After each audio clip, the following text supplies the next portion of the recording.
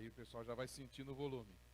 É bom estar aqui, muito bom, me sinto à vontade. Eu estava ali com a irmã Leda e minha esposa. Vamos lá, minha esposa, Sônia, né? Só faz assim, um tchauzinho aí a ela, tá? A irmã Leda, né? Aí, né? Então, estão nos acompanhando, é muito bom, ainda mais agora, né? Nem reconheci a Rebeca quando cheguei, né? Mas com a notícia que o Leonardo estaria aí, a Glória, eu fiquei feliz de rever eles também, né? Faz muito tempo que a gente não se encontra, é uma grande alegria, né? Muito tempo, né, Leonardo? Bom, boa caminhada aí, boa caminhada. Mas é bem mesmo, muito bom estar aqui com vocês. E eu falei assim, eu me sinto à vontade mesmo, por quê? Porque é o seguinte, né, sábado que vem nós vamos ter um piquenique da família em nossa igreja, né? Uma confraternização das famílias da nossa igreja. Nós estamos passando por intercâmbio de famílias, né? Já fizemos o sorteio, as casas estão ali e tal. E dia 10 de junho a gente tem um jantar romântico pelo Ministério de Casais. Eu estou quase trazendo os casais para cá. Se fosse mais perto, eu trazia para cá, né? Porque aqui é mais barato, porque lá é mais caro o jantar de casais, né? Eu falei assim, eu estou em casa, estou à vontade, pô. Eu acho que eu estou lá em Jandira, que eu estou ouvindo os avisos de lá aqui. Mas é muito bom isso, é muito gostoso saber que nós somos irmãos em Cristo, né? As igrejas assim são irmãs aqui, né? Eu já me sinto de casa com o Bruno. E o Bruno falou assim, eu mandei ele embora, tá? Você sabe que eu mandei, né? A Daísa sabe disso, né? Eu tentei segurar esse cara, não deu para segurar ele, né? Eu fiz muito esforço para segurar ele lá, eu não queria abrir mão dele, né? Sabe aquela criança que você pede assim, dá, dou não. Põe a mão para trás, Deus falou, se libera, e eu olhando para Deus, não. Deus dá, não. Aí eu dei. Falei, porque não é meu, é dele, não é? É de Deus. Nós não somos de nós mesmos, ou nós pertencemos a Deus, né? E em Cristo Jesus nós somos um só, né? A nossa unidade está em Cristo Jesus, né? E aí eu fico feliz pelo que já está acontecendo no meio de vocês, né? Eu quero falar sobre família hoje, e nós vamos falar sobre família. Um desafio, ele falou assim, fala sobre a família, né? A função de cada um, né? Você tem certeza que é 40 minutos? Então você tem que falar sobre marido, mulher, filhos, né? Tudo. Então tá bom, vamos dar uma caminhada por tudo isso. E eu quero começar por um texto assim um pouco diferente. Eu quero começar em João, capítulo 13. Eu quero que você abra a sua Bíblia em João, capítulo 13.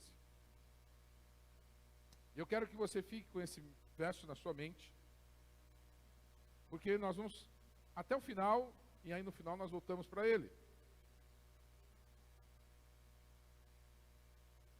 Nós vamos caminhar por outros textos, mas esse daqui para mim é a ferramenta. João 13, versos 34 e 35.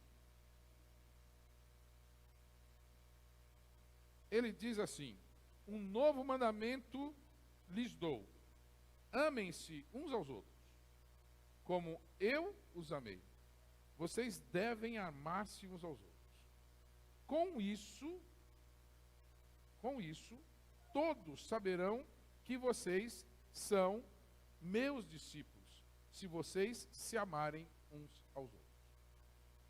Quero deixar esse texto na mente de vocês, e é muito interessante, porque João fala um novo mandamento vos dou.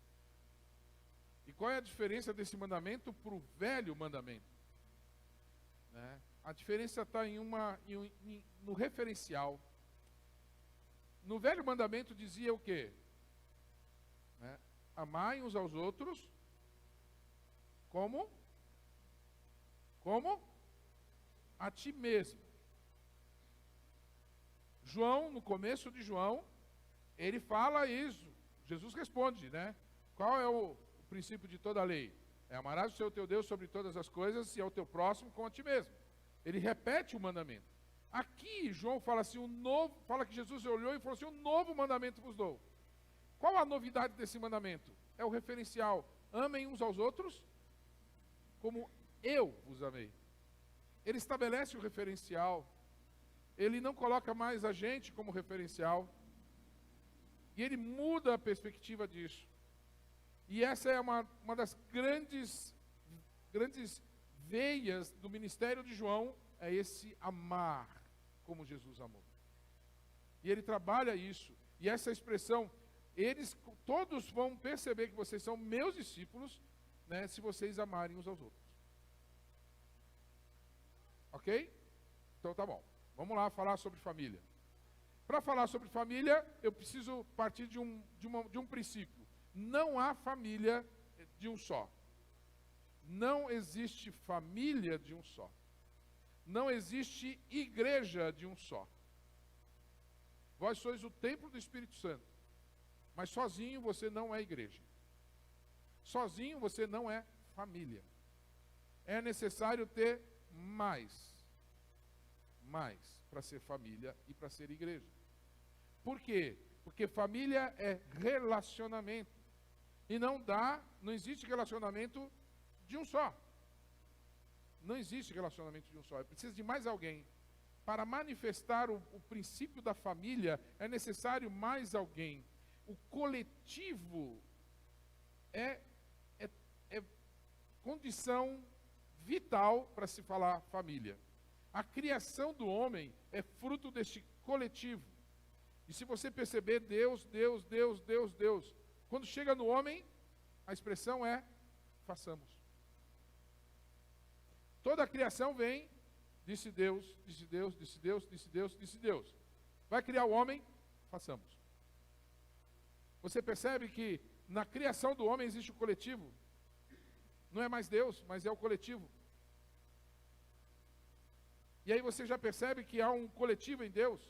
A palavra Deus já traz essa conotação de coletivo, né? É o Deus Pai, é o Deus Filho, é o Deus Espírito Santo, já desde a existência de todas as coisas. Porque o Senhor Jesus existe antes de tudo existir, né? Eles já estavam lá na criação do homem. Então, há um coletivo na criação do homem. Há um envolvimento do coletivo de Deus na criação do homem. Façamos o homem à nossa imagem, conforme a nossa semelhança. E aí, ele domine sobre o peixe do mar, sobre as aves do céu, animais grandes e de toda a terra, e dentre todos os pequenos. Ele fala isso. Criou Deus a sua imagem, e a sua imagem, a imagem de Deus os criou. Macho e fêmea os criou. Homem e mulher, macho e fêmea. Algumas versões está macho e fêmea, outras está homem e mulher, né? Eu prefiro o macho e fêmea, porque é uma conotação mais biológica.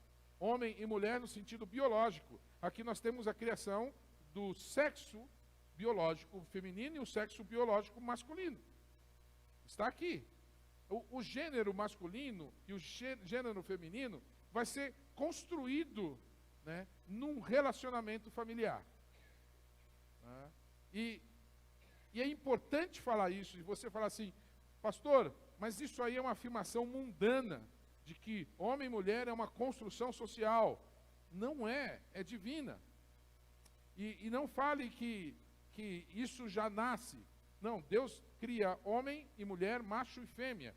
E Deus vai, conforme a história, formando o homem e formando a mulher. Formando o gênero masculino e o gênero feminino. Essa construção acontece. Por isso que nós não podemos aceitar que as pessoas nascem já com o sexo trocado. Não podemos afirmar isso. Nós cremos pela Bíblia que homem nasce homem, mulher nasce mulher, no sentido biológico. E isso, a ciência toda define isso e defende isso.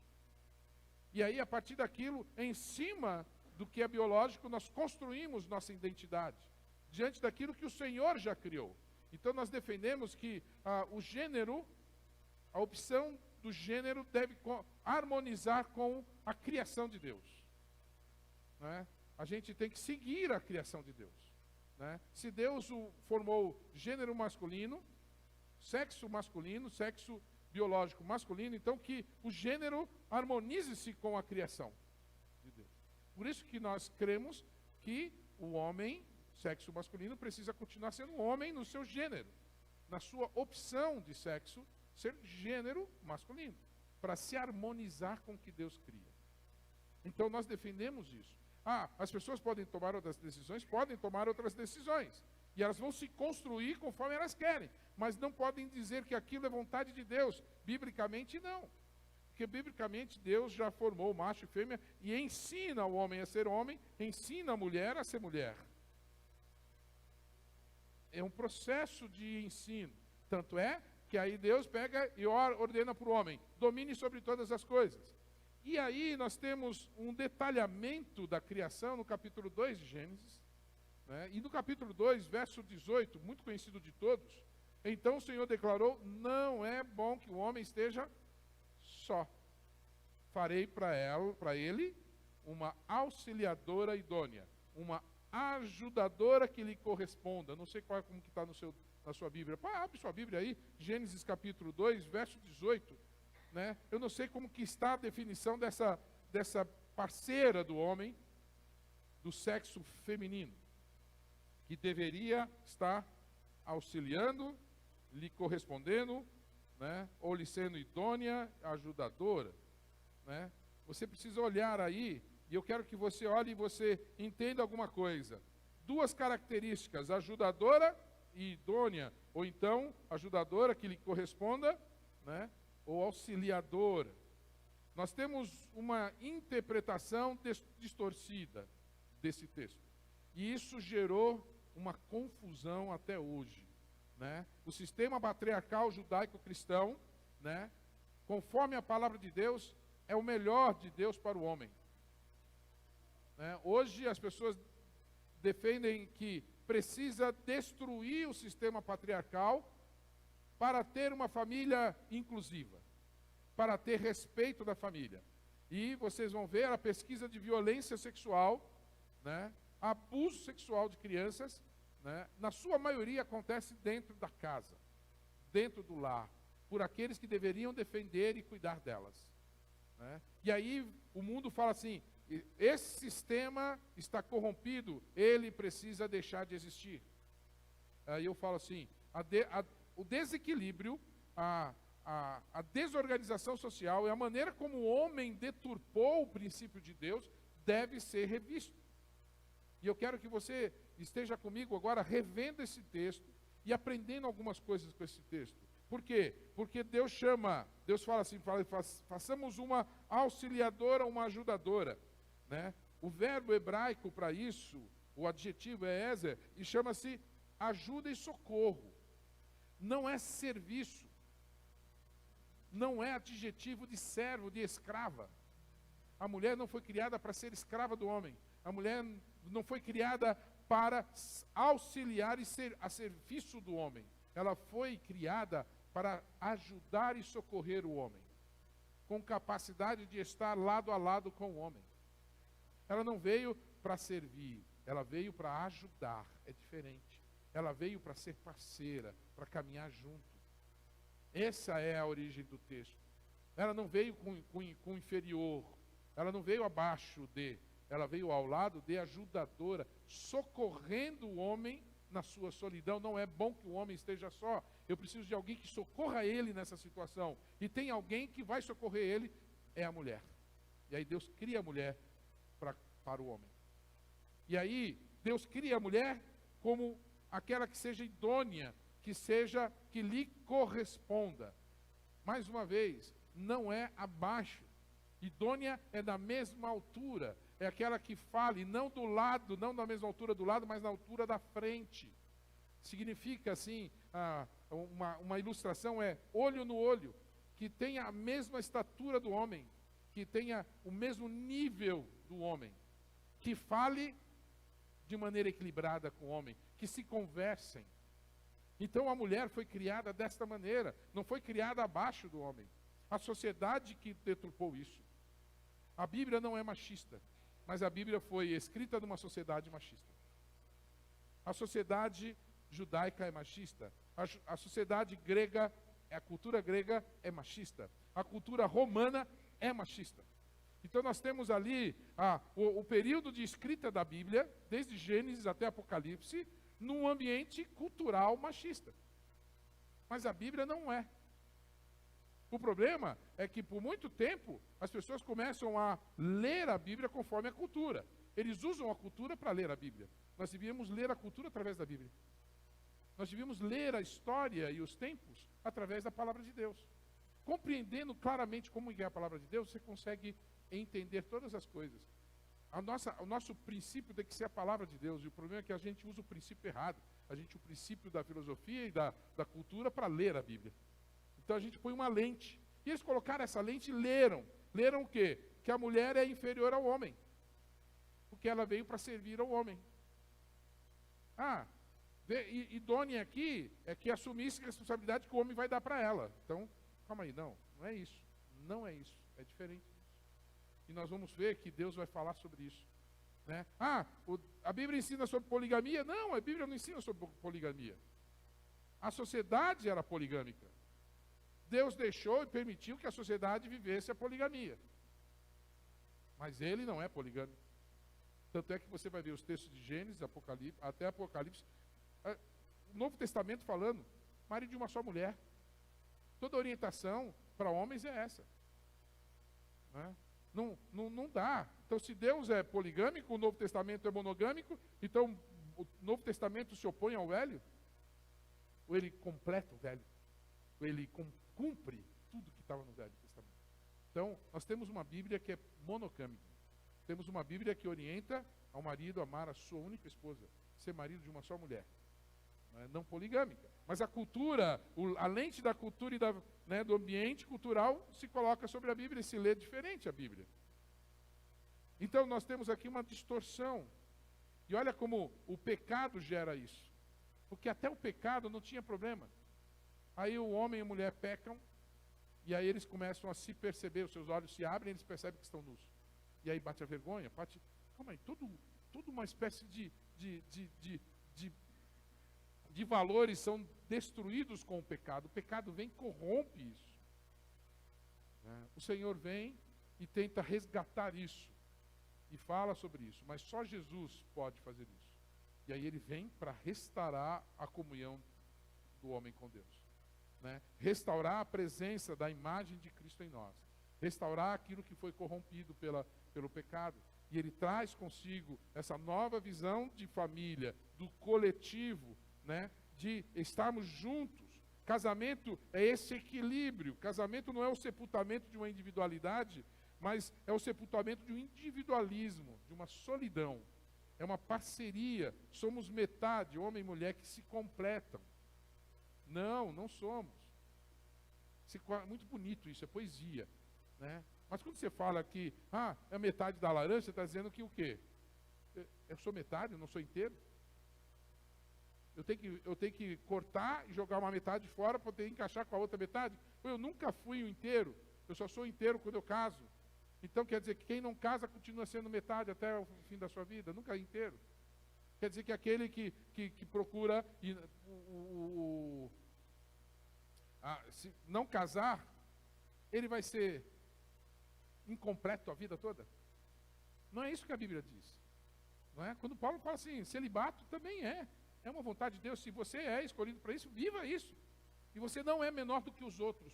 Paulo fala assim, você não é menor do que os outros porque você é celibatário.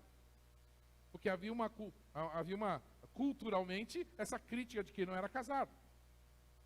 Então se você fala que a metade, eu me completei no casamento, então quem não casa não é completo. Não é, está errado. Nós não somos metade, nós somos inteiros. Porque senão a palavra de Deus é mentirosa. Porque 2 se tornam 1. A Bíblia não fala que 2 metades se tornam 1. Claro, 2 metades se tornam 1. Mas o brilho da união do homem e mulher é que 2 inteiros se tornam uma só carne. Semelhante a Cristo e a igreja. Então, essa beleza, ela se confunde. A poesia acaba, as músicas acabam falando, muito bonito, metade não é inteiro. Para conseguir essa união do casal, não precisa quebrar o equilíbrio da personalidade, não preciso me matar. Não, eu preciso viver, entender a vida que eu vivo.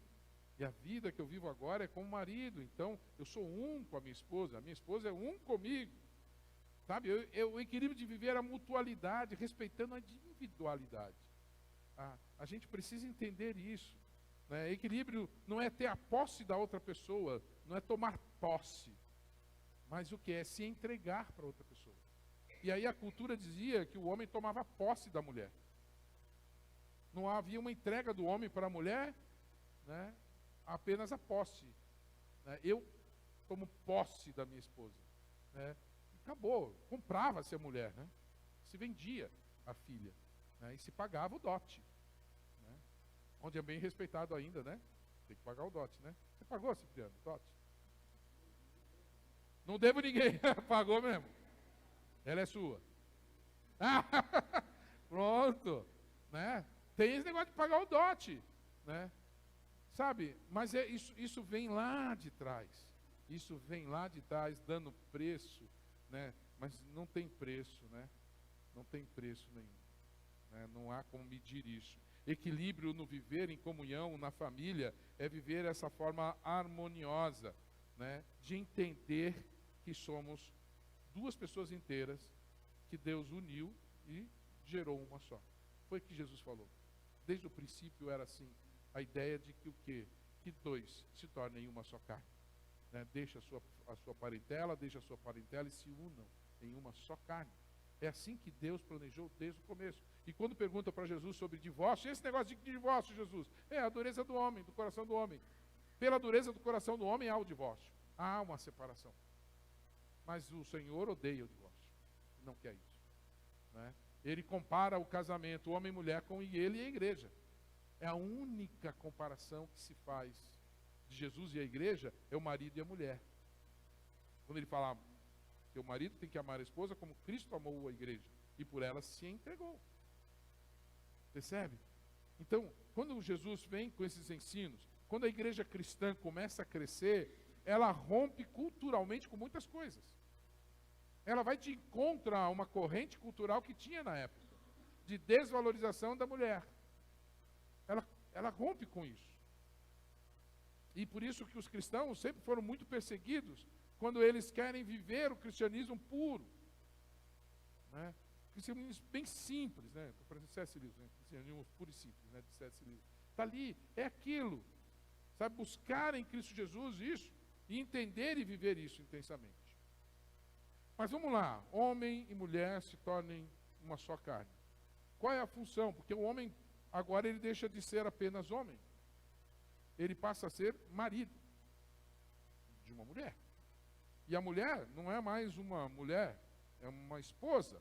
E aí, como que nós vamos entender isso? O que eu faço com isso? Quem eu sou nesse ambiente chamado família? E aí há uma construção muito grande de consciência da função. E isso começa com pai e mãe. Isso começa com pai e mãe. Não começa com você, começa com seus pais. Começa com a sua vida de criança. Essa construção do ser marido é o seu referencial de esposo.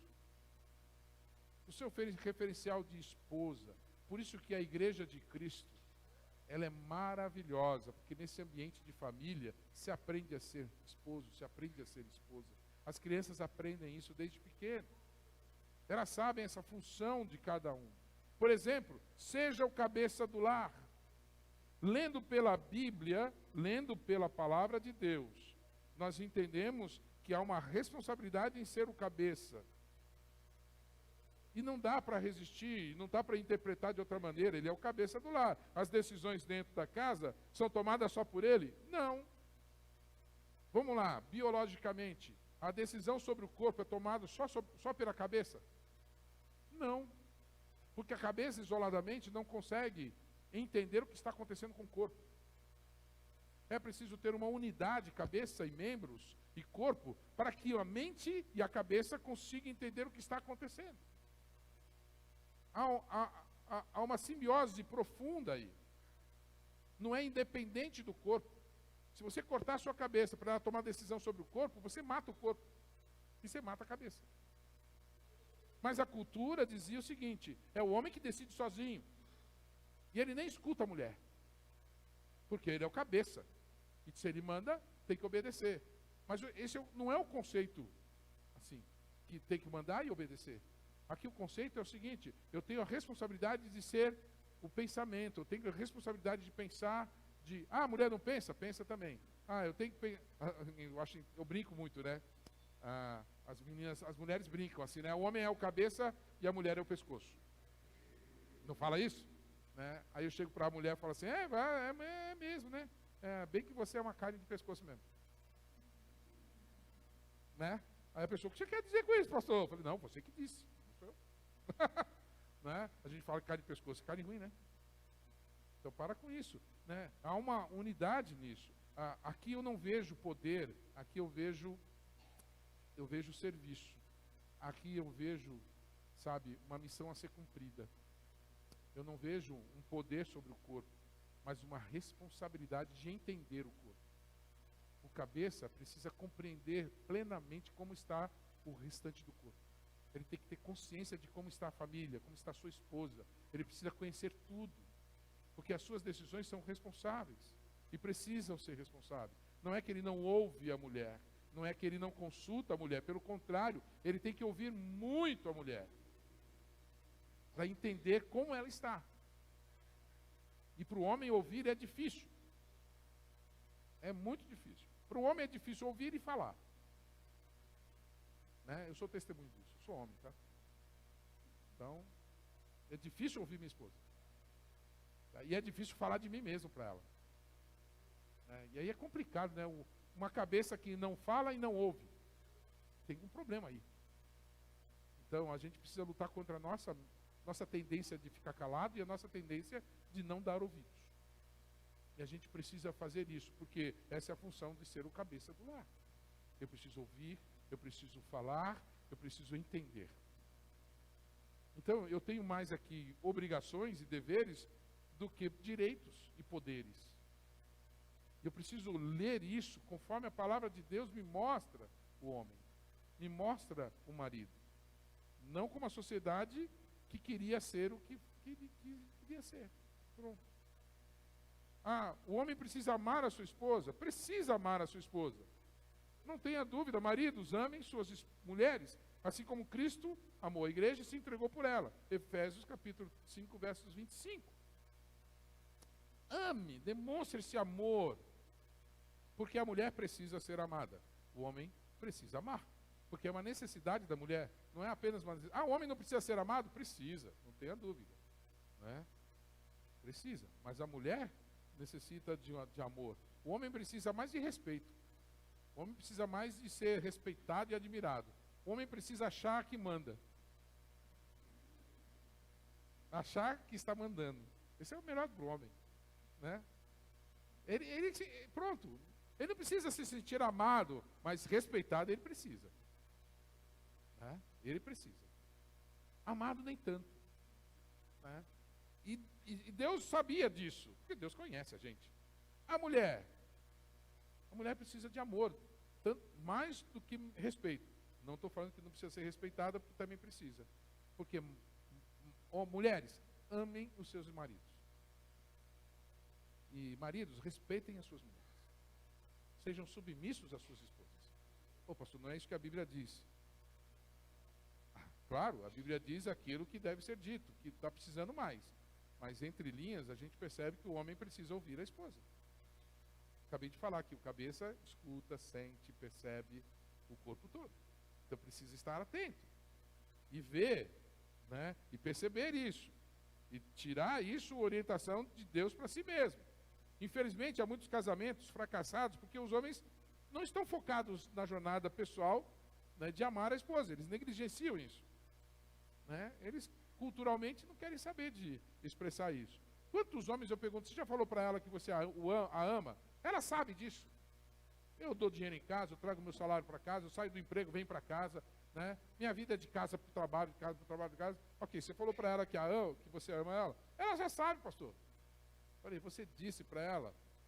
Ela já sabe. Não, a pergunta não é essa, mas me fala. Quando foi que você falou isso? Aí a pessoa. Aí eu falo, vou te ajudar. Eu acho que foi naquela vez que vocês estavam trocando umas alianças na frente do pastor, não foi? Aí você falou para ela que você a amava. Depois disso, nunca mais falou. É por isso que é importante a renovação das alianças, pelo menos uma maneira de o cara falar que ama a esposa. Fazer isso. Dinâmica de encontro de casais é bom para isso, né? Porque força o cara a falar. Vamos lá, maridos, olhem para sua esposa agora e fale para ela que você a ama. Aí você fala. foi mandado, está todo mundo falando, aí você fala. Por isso que é importante encontro de casais. Esposas, leve o seu marido no encontro de casais, porque é só ali que ele vai falar, talvez, tá? Então, já leva o gravador, grava, para você ficar ouvindo depois. Né? Até o próximo encontro, né? Até o próximo encontro. Né? Então vão aí, ó, jantar romântico, R$60 cada um. Né? Muito bom. Lá a gente é R$100. Então, né? Por isso que eu estava querendo vir para cá. Né? É o mesmo dia, não dava, então se fosse outro dia eu vinha. Precisamos disso. Precisamos expressar isso e falar isso. Não apenas demonstrar. Existe um livro chamado As 5 Linguagens do Amor. E é interessante. Vocês precisam ler isso. Porque cada um tem a sua maneira de amar, a sua forma de amar, a sua linguagem de amar. Porque você pode estar falando eu te amo em húngaro. E a pessoa não sabe húngaro. Então ela nunca vai entender que você ama ela. Você compra um presente e dá para ela. Mas comprar presente para ela não é um ato de amor. A linguagem de amor dela não é presentes. Talvez o ato de amor dela é serviço. Né? E tem aquela torneira que você ainda não consertou. Né? Aí você vai dar presente para ela, vai dizer que a ama, ama, ama. Ok, aí o dia que você conserta aquela torneira, ela vem para você, ai como eu te amo, querido. Consertei a torneira, porque para ela a linguagem de amor é o serviço. E quando você fez o serviço para ela, uau, ela se sentiu amada. E é o marido também, às vezes o marido é assim também. O marido gosta de toque, né? Porque uma das linguagens do amor é esse toque físico, né? Aí não adianta você escrever cartas, gravar vídeo, sabe?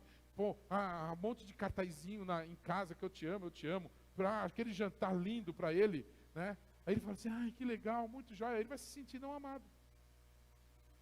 Mas aí você vai lá, faz um cafuné nele, eu te amo. Pronto, é o toque. Ele quer toque físico, né? É o seu gato, precisa de toque. Meu gato sempre está ali, né? Procurando, é assim mesmo, é isso aí mesmo. Precisa, sabe? Porque procura, para ele essa linguagem. E aí você precisa entender isso e falar sobre isso. Né? Você precisa ser amante, a função do marido é ser amante. Eu já falei na minha igreja, a primeira vez que eu falei, o pessoal ficou assim. Falei assim, não é pecado ter amante. Vou repetir aqui, hein? Não é pecado ter amante. Não é. Desde que seja o seu cônjuge. Entendeu? Você não entendeu ainda? Não é pecado ter amante, desde que seja o seu cônjuge. Então, você pode ter amante, homens, seja a sua mulher. Mulheres, vocês podem ter amantes, sejam os seus maridos. Sabe? É bênção de Deus. Porque é a função, é ser amante. Amante da sua esposa. E a esposa, amante do seu marido. Ali é a bênção do Senhor. Há a bênção do Senhor nisso. E aí você precisa ver, se você está achando isso, descreve o amante, né, um cara que é amante, descreve as qualidades, com certeza a sua esposa queria que você tivesse essas qualidades. Pode ter certeza. E mulheres, se vocês descreverem uma mulher amante, pode ter certeza que seu marido vai gostar disso. Porque foi quem que fez a gente? Foi Deus. Deus nos criou assim. Deus nos fez assim. Né? Isso Deus chamou de casamento. Quando um homem se torna amante de uma mulher e uma mulher se torna amante de um homem. Não entendeu ainda? Leia Cantares de Salomão, né? E aí você vai entender bem isso. 2 amantes. Cantares de Salomão. Bíblia, tá? É Bíblia. O pessoal fica, onde está na Bíblia? Está 2 Coríntios, primeira carta de Paulo aos Coríntios, capítulo 7. Né? Que o homem pague a mulher o que deve, e a mulher pague ao homem o que deve. Isso chama-se sexo. Se é marido e mulher, tem que ter sexo. Né? Não é marido e mulher, não tenha sexo. Mas marido e mulher, tenha sexo. Eu falo para os jovens, não façam. Eu falo para os maridos, para os casais, façam. Mudou. Mudou totalmente. Mudou sim, porque a Bíblia fala que mudou. Né? Então, você quer, estou ardendo em desejos, não aguento, não me seguro, então casa. Foi Paulo que falou, não é? Se você está ardendo em desejos, casa logo. Eu cheguei para o casal e falei assim, a gente tem que preparar, não está aguentando, então casa. Mas e aí, vai morar onde? Não sei, mas casa. Se vira, porque é melhor casar do que ficar se abrasando e pecando diante de Deus. Então casa. Mas a gente não tem condições de casar agora. Então é o seguinte, vocês pedem para a família o apoio, casam no cartório e vai morar com alguém. Começa assim, porque do jeito que vocês estão não pode. Por que continuar desobedecendo a Deus? Por que pecar? Não vale a pena. Então casa. Sabe? Faz aquilo debaixo da bênção de Deus, e vai embora.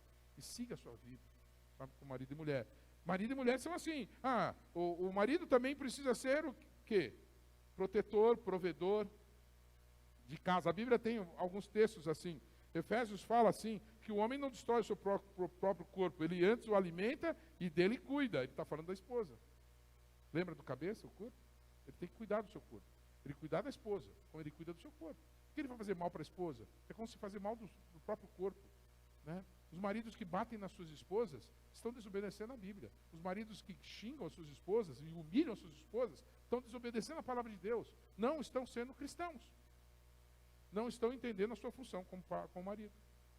Né? Provedor. Seja um provedor não só financeiro. Tem um monte de homem entrando em crise porque a mulher ganha mais.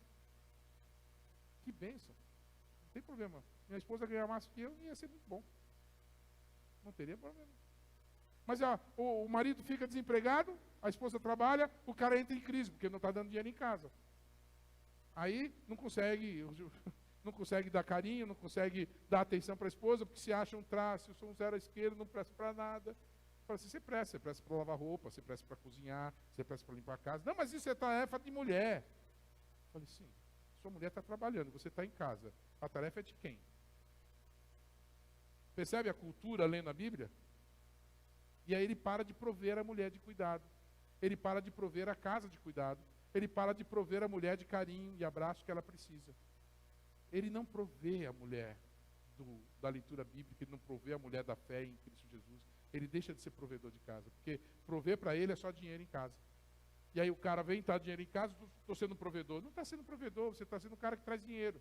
Mas isso é prover, é ser provedor. Não, não é ser provedor. Provedor é alimentar e cuidar, não é dar dinheiro.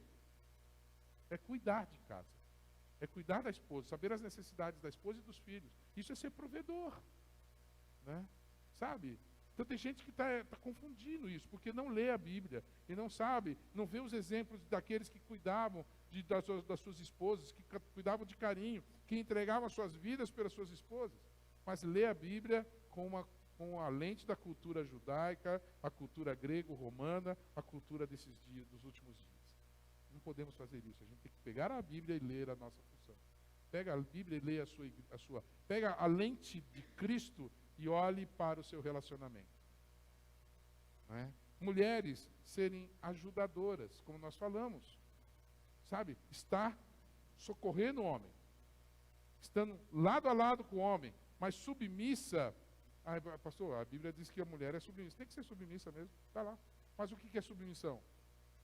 O que é submissão? É submeter. Não. Submissão é estar debaixo de uma missão. É ser o apoio que o homem precisa para cumprir a sua missão. E se o homem está fazendo uma besteira e a mulher fala não, ela não está sendo insubmissa, ela está sendo submissa. Porque o homem não está percebendo que não está cumprindo a sua missão. E a mulher fala não para ele. Porque submissão não é falar sim para tudo. Submissão não é ficar assim que nem aqueles cachorrinhos de painel de carro, né? Que fica balançando, dizendo sim, sim, sim. Não, não é isso. Porque a função dela de ser idônea na criação da mulher é para conversar olho a olho. E ela lembrar o homem das suas responsabilidades e ajudar o homem a cumprir a missão de ser marido dela. E aí ela será realmente submissa. Né? Converso isso com os casais, muito, muito. Isso é uma quebra de paradigmas aí, porque hoje em dia não tem isso. As pessoas rejeitam a Bíblia em prol dos seus conceitos. Elas não querem aceitar que a Bíblia fala que a mulher tem que ser submissa. Por quê? Porque ela tem uma leitura social sobre submissão e não uma leitura bíblica sobre submissão. Tem que voltar para a Bíblia. As pessoas estão se afastando da Bíblia para obedecer a Deus. Obedecer a Deus para ser feliz, né? Para encontrar a própria felicidade. Tá? Então essa função, a função de administradora do lar, a mulher é aquela que faz o seu lar bombar. Né? Provérbios fala sobre isso, o último capítulo de Provérbios fala, mulher virtuosa, quem achará? Né? Ela faz aquilo, faz a coisa render, não é gastadora. Se você é mulher gastadora, você não está sendo mulher virtuosa. Você não está cumprindo a sua função de mulher. Que segura os gastos do homem, segura os seus próprios gastos, administrando da melhor maneira possível. Para que o lar cresça, para que o lar consiga e conquiste coisas. para que a casa própria seja conquistada, para que o carro seja comprado, né? Para que as roupas sejam compradas ou consertadas de maneira que as necessidades sejam supridas e haja realmente abastança. E a casa cresça. A mulher administradora é essa. E olha, é muito melhor, eu já falei para muitos homens, dê o seu salário na mão da sua esposa, que ela vai saber usar melhor que você. Eu acho que precisa baixar a bola e pedir para sua esposa ser a administradora da sua casa. Então nós temos essa função do homem e a função da esposa dentro do lar. Mas percebe que são parcerias, que não é um debaixo do outro, mas é um junto com o outro, uma só carne, caminhando com Cristo Jesus, né? E vivendo isso de uma maneira muito junta. E é onde você vê mais isso? Você vê isso na igreja. Infelizmente, na igreja a gente não via isso. Em várias igrejas a gente não vê isso.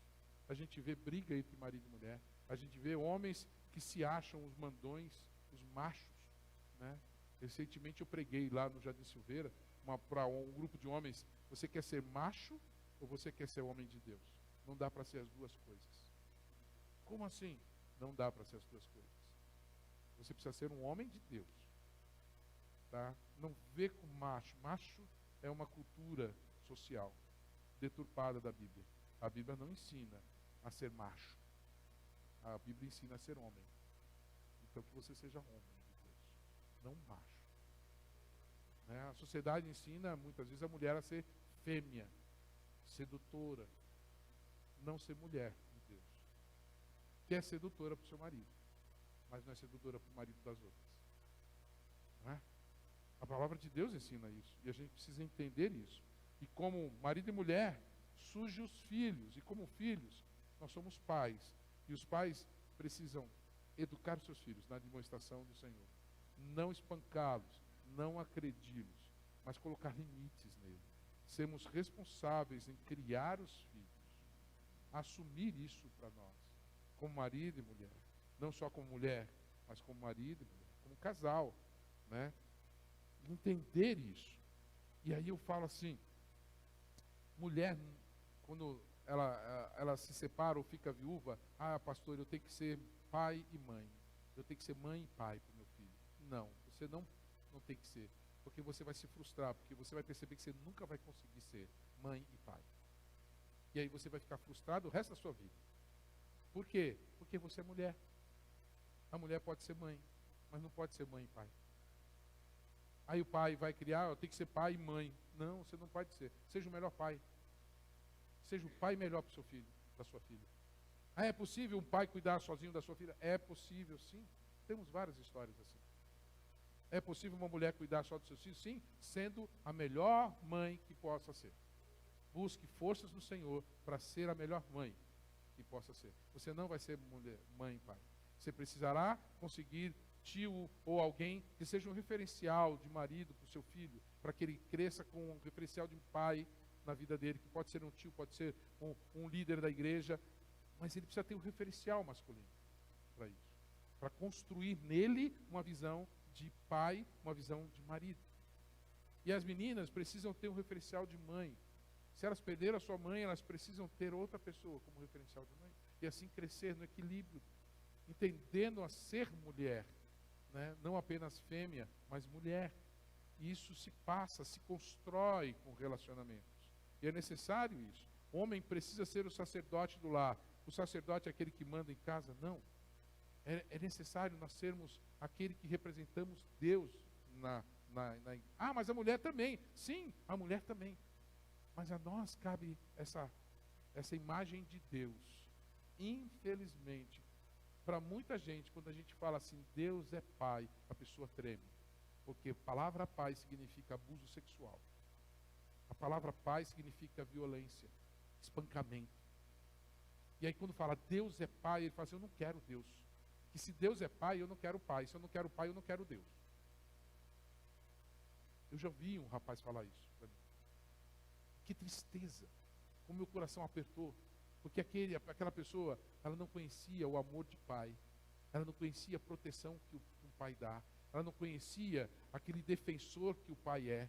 Ele não conhecia aquela pessoa amorosa que estava ali sempre brincando com ele, sempre colocando ele no colo, conversando com ele. Ele não tem isso. E aí eu falo para ele, se entrega a Deus como você se entrega ao seu pai. E ele falou assim, eu não me entrego ao meu pai, então eu não me entrego a Deus. É preciso mudar a visão dele de pai. E a sociedade agora tem um estigma contra pais cristãos. E você, pai cristão, o que você tem mostrado? Você tem mostrado a imagem de Deus? Você é o próprio Deus? Você é a imagem e a palavra de Deus no meio da sua família? Ou você está delegando isso para sua esposa? Deus te chama para isso, a ser sacerdote do lar, ser a imagem do Criador para os seus filhos, a imagem de pai nesse relacionamento pai e filho, para que o dia que ele entender o amor de Deus para ele, ele aceite a Jesus Cristo e se torne filho de Deus. Ele vai ter prazer em ser filho. Então, na família cristã, os filhos nascem num ambiente de proteção, de cuidado, de amor, onde eles nascem e crescem com muito carinho. E é necessário isso. Você não nasceu, não cresceu assim, mas você pode fornecer isso para os seus filhos. Se você não conseguiu fornecer isso para os seus filhos, você pode fornecer isso para os seus netos. Ou para os seus filhos agora, mesmo grandes. Há tempo de se arrepender, de confessar o seu pecado e receber o perdão de Deus e seguir em frente. Né? Você que é filho, né, precisa respeitar os pais, honra teu pai e tua mãe. Esse é o primeiro mandamento com promessa. Está lá, ame. Mas ele é um alcoólatra, ame. Minha mãe era uma prostituta, ame. Minha mãe é fofoqueira, ame. Minha mãe fala mal de todo mundo, ame a sua mãe. Porque a palavra de Deus não diz, ame, honra teu pai e a tua mãe se eles forem cristãos. Ame seu pai e sua mãe se eles não cometerem erro. Ame sua mãe e seu pai se eles são certinhos. Não, é ame. A ordem é amar, mesmo que você não goste dele. Na nossa igreja a gente fez 40 dias de amor lá, uma campanha, e aprendemos que nós devemos amar, mesmo que nós não gostemos. Eu não gosto da pessoa, e amar não significa gostar. Eu não gosto do que ela fala, eu não gosto do que ela faz, mas a minha ordem, a ordem que Deus me deu foi de amar. Tá? Eu não respeito meu pai, eu respeito. Estou falando, se você é o seu caso, pastor, eu não respeito meu pai, eu não respeito minha mãe, eles não são dignos de respeito, eles nunca me amaram, eu nunca amei eles. Falei, então agora você, como filho de Deus, precisa amar eles. Isso é honrar eles. Mas como eu vou honrar eles? Peça a Deus sabedoria para você demonstrar sua honra a eles. Mas que você precisa honrar que é uma ordem de Deus. Não sei como você vai fazer. Pensa melhor, pensa bem, ora e procura saber como você vai honrar teu pai e tua mãe. Mas você precisa honrar eles. Tá? De alguma maneira você precisa honrar eles, porque é a ordem de Deus.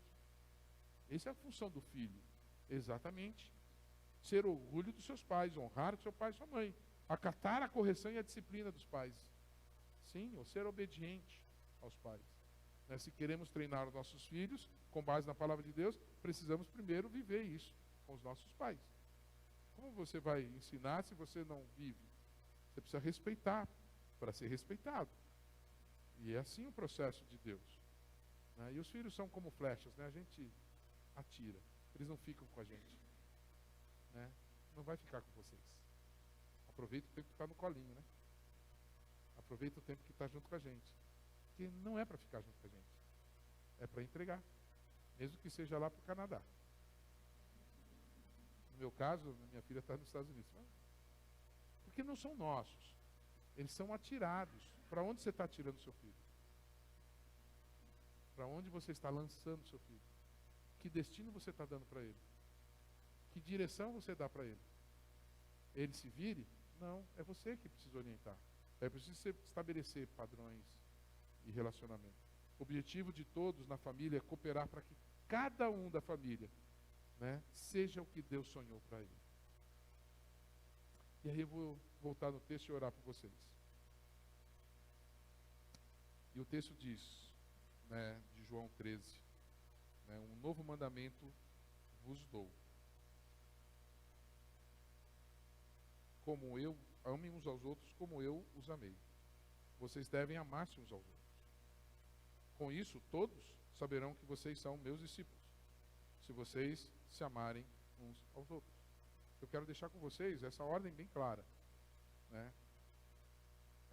Mas isso aí é o quê? Isso é para os discípulos. Sim, você e eu somos discípulos de Cristo. Como nós vamos falar do amor de Deus se nós não amamos a nossa esposa? Se nós não amamos o nosso marido? Como Cristo nos amou. É ali. Toda a restauração de um relacionamento quebrado começa em amar como Cristo amou. Lembrar que a sua esposa, o seu esposo, o seu filho é amado por Jesus. Você foi amado por Jesus. E aí você vai amar a partir desse amor que está em você. Gente, a gente esquece, a gente lê isso aqui, só pensa em evangelismo, né? A gente não pensa em casa, a gente não pensa em família, né? As pessoas estão olhando para a sua família e estão vendo o quê? Elas olham para você e veem o quê? Eles estão vendo que vocês são discípulos de Jesus? Quem vê você falando com seu filho ou sua filha, percebe que vocês são discípulos de Jesus? Quando vocês passeiam por aí, quando vocês vão almoçar, quando vocês vão jantar, quando vocês vão numa festa, as pessoas veem vocês e percebem que vocês são discípulos de Jesus? O amor que vocês têm um pelo outro, o amor que vocês têm demonstrado por Deus, é a marca em vocês? Ou está faltando isso? Eu convido vocês para esse tempo com Deus. Entregar sua vida ao Senhor Jesus Cristo. Viver a paternidade com Deus. E viver a paternidade dentro da sua casa. Viver a unidade de Cristo e a igreja em você. E que essa unidade seja vivida entre marido e mulher. E que os seus filhos, né, sejam amados como Deus te ama. Sabe? Que a paternidade de Deus em você seja reproduzida nos seus filhos e netos. E assim por diante. E que cada geração receba o amor de Deus através de você. E que os seus pais recebam o amor de Deus através de você. E que os seus pais olhem para você e falem assim: esse é discípulo de Jesus Cristo. Meu filho é discípulo de Jesus Cristo. Meu filho ama como Deus ama. Eu vejo no meu filho a imagem de Jesus Cristo. Eu vejo na minha filha a imagem de Jesus Cristo. Seu pai tem visto isso em você? Jovem, adolescente. Seu pai tem visto Jesus Cristo em você? Porque tudo começa aí. Toda a essência começa aí. Porque isso é resgatar a criação de Deus. Isso é resgatar o objetivo principal, inicial, primordial de Deus. E foi criar você para a glória dele. Precisamos lembrar disso. Amém? Vamos orar? Pai querido, Senhor Deus, obrigado por esse tempo, Pai, falando de família. Obrigado por esse mês falando de família, Pai. E obrigado pelas oportunidades de vivermos família. Pai, perdão, porque muitas vezes a gente esquece que o Senhor nos criou para isso. A gente esquece que o Senhor gerou a cada um de nós para isso.